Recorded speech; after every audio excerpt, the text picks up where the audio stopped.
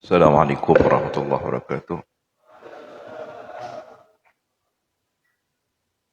Hadratal muhtaramin, masyayikhina al-izza, seluruh asatidz, sahibul bait, jamaah rutinan as-sahwah, Bondowoso, Situbondo, hafidhakumullah jami'an. Alhamdulillah, setelah kerinduan yang kami simpan dalam doa-doa kami terwujud terkabul untuk ziarah kepada Amirul Mukminin fil Hadis Al-Imam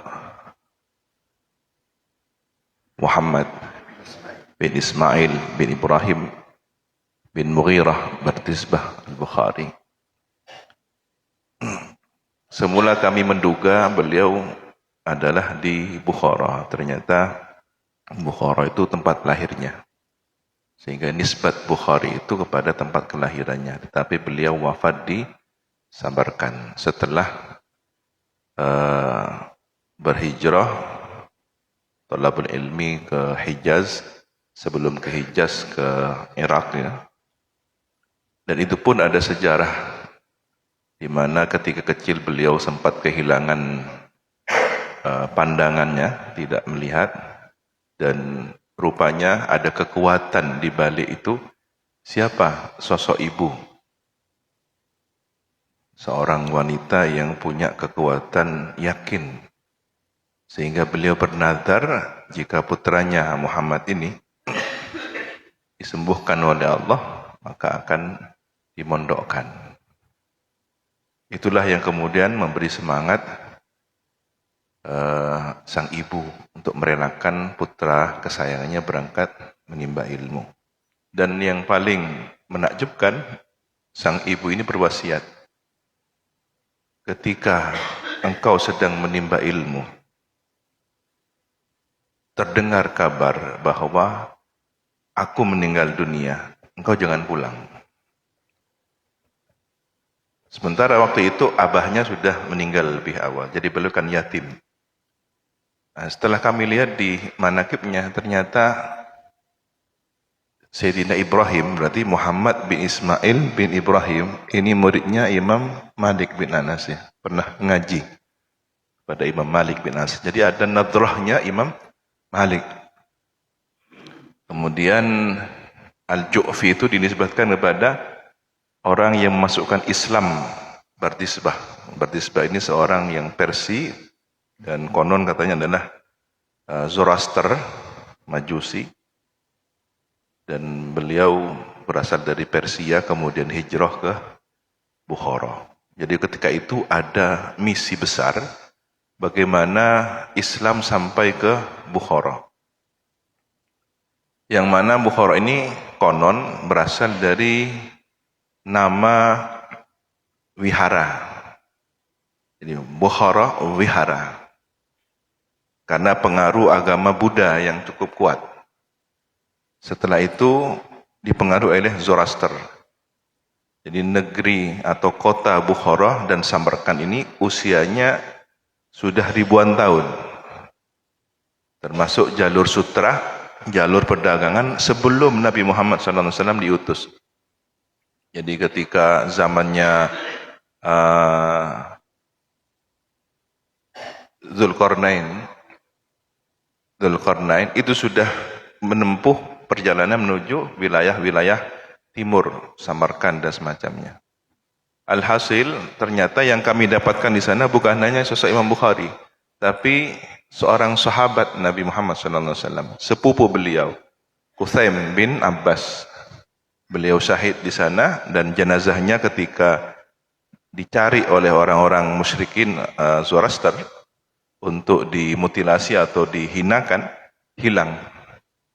Dan subhanallah ditemukan oleh kafilah kaum muslimin sehingga di jenazahnya dimakamkan secara sempurna di suatu tempat di Samarkand. Dan disitulah kemudian tempat pemakaman tokoh-tokoh Islam. Jadi banyak para ulama di sana, termasuk imamuna fil aqidah, itu tidak jauh. Tidak jauh lokasinya dari makamnya Quthaim bin Abbas. Jadi Abu Mansur Al-Maturidi. Tapi ketika kami ke sana sedang renovasi, dan menurut juru kuncinya yang ternyata adalah dzurriyyah Nabi Muhammad SAW, beliau memberkahkan diri, kakek saya Al-Husaini dari jalur Sayyidina Husain, sejak ayam Muawiyah kami menyelamatkan diri dari fitnah sehingga kami ke Asia Tengah, dan dari kakek sudah sekian kami sudah ada di Samarkand, ada di Bukhara, ada di sekitar sini. Jadi ternyata sulalah atau dzurriyyah Nabi banyak tersebar di Samarkand, Bukhara dan Tashkent sejak berabad-abad silam. Kemudian beliau bercerita, ini dulu adalah pemukiman Yahudi di masa Uni Soviet.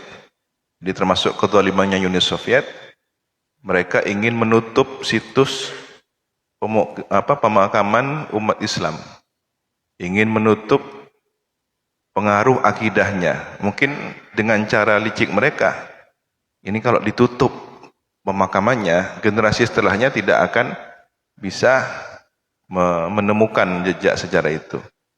Tapi subhanallah, Allah memiliki rahasia skenario sendiri. Yang mereka tutup adalah situs sejarahnya, pemukiman itu yang konon di sekitaran makamnya Imam Abu Mansur Al-Maturidi adalah makamnya para ulama hadis, bahkan ratusan ulama hadis yang namanya Muhammad semua, Muhammad bin Fulan, Muhammad bin Fulan, sehingga dikenal dengan kampung Muhammadiyin, pemakaman Makbarah Muhammadiyin di situ. Nah, itu ketika zaman Uni Soviet, di atasnya dihuni oleh orang-orang Yahudi. Jadi batu-batu nisan itu menjadi pondasi rumah. Hari ini ketika Islam kembali hidup sejak 32 tahun, jadi sejak 91, dimulai dari Presiden Uzbekistan yang pertama, Islam Karimov, kemudian dilanjutkan oleh Presiden yang sekarang, ini baru bangkit kembali. Jadi PR bagi umat Islam di sana untuk mengembalikan kejayaan Islam yang sudah setengah abad di bawah Uni Soviet. Mereka mungkin berhasil menutup beberapa situs, tapi tidak berhasil menutup iman. Ternyata bibit-bibit generasi yang masih memegang teguh keimanan itu hari ini tumbuh. Tapi namanya masih perlu disiram. Kami masih melihat beberapa keanehan-keanehan. Misalnya mereka itu ketika Natalan, ikut Natalan. Muslim, Hanafi, Maturidi, Ahlus Sunnah wal Jamaah, tapi yang laki-laki pakai pakaian Sinterklas, kemudian memberikan hadiah ke anak-anaknya seperti layaknya Sinterklas. Bukan dalam hal akidah, tapi tradisi, gaya pakaian saja. Jadi mereka tidak menganggap itu sebuah akidah.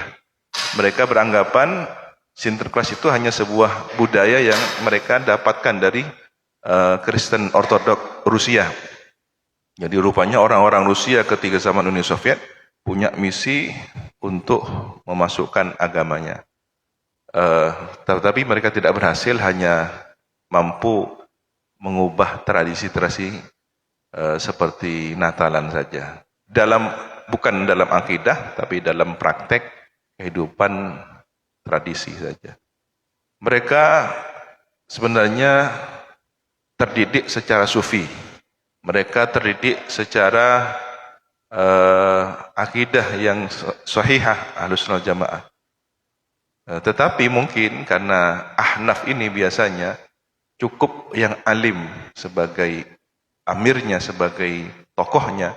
Awam itu dalam hal sholat tidak begitu fasih masalah Fatihah, tidak penting harus hafal Fatihah karena sholatnya cukup makmuman saja.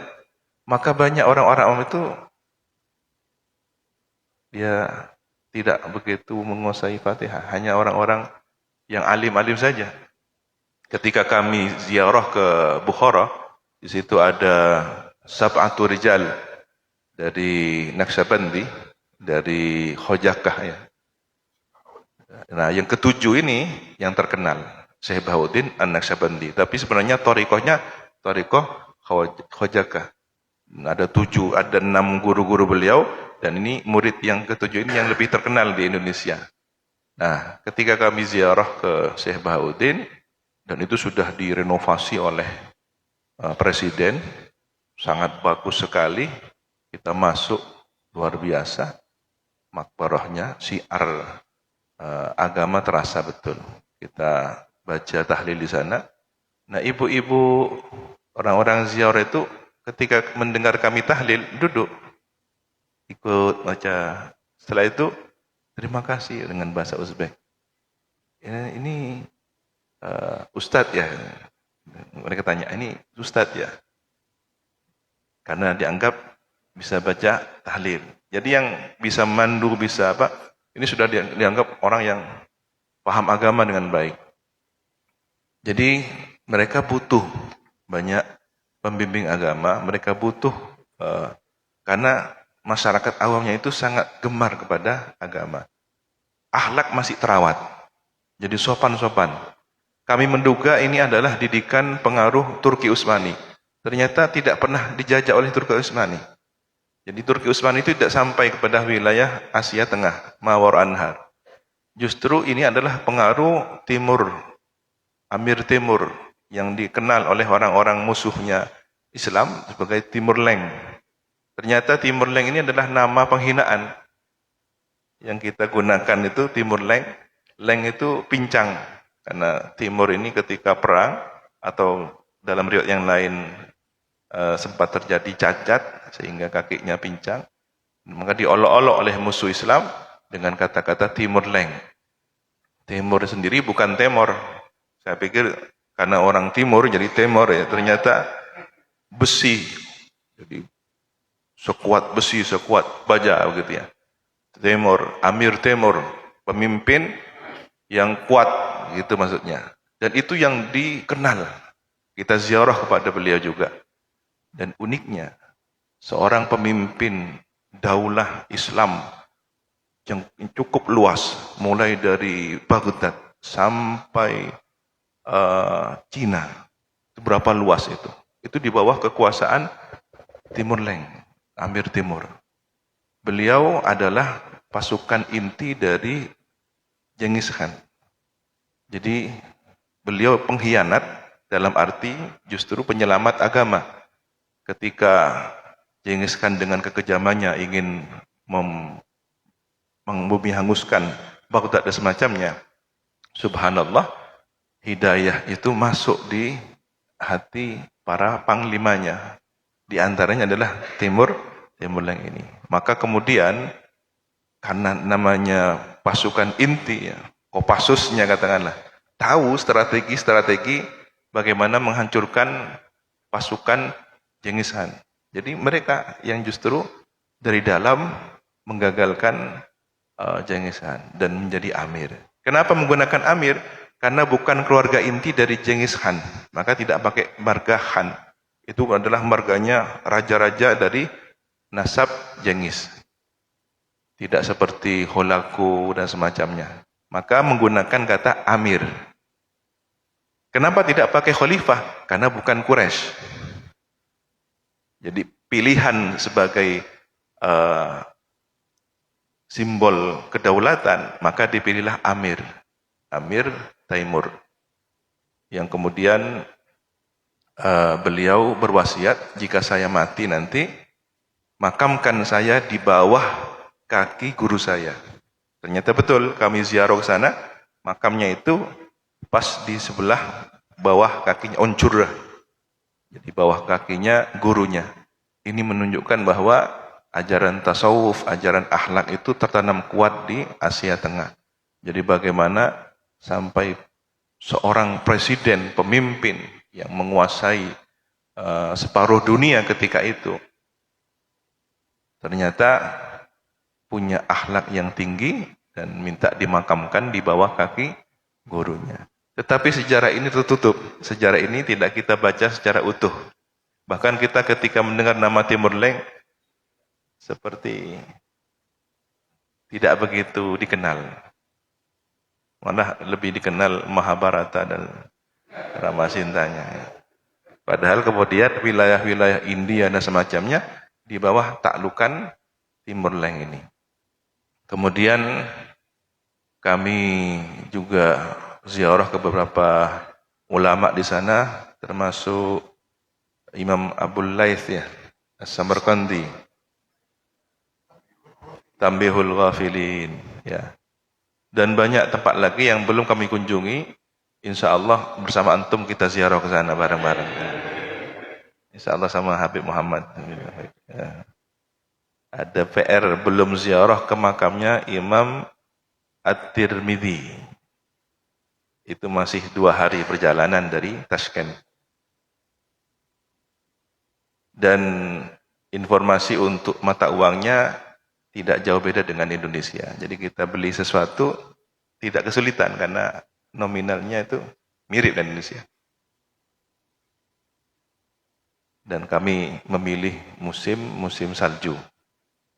Karena penasaran ingin tahu seperti apa ma'un tahirun mutahhar as-salj ini yang menjadi doanya Nabi bil ma'is salji ini. Tahir Muhammad tahir gimana? Bima'is salji ini. Artinya teka hajat atau muban salju. Ternyata salju itu seperti es yang diparut itu. Wa hada minni wal afwa minkum. Assalamualaikum warahmatullahi wabarakatuh.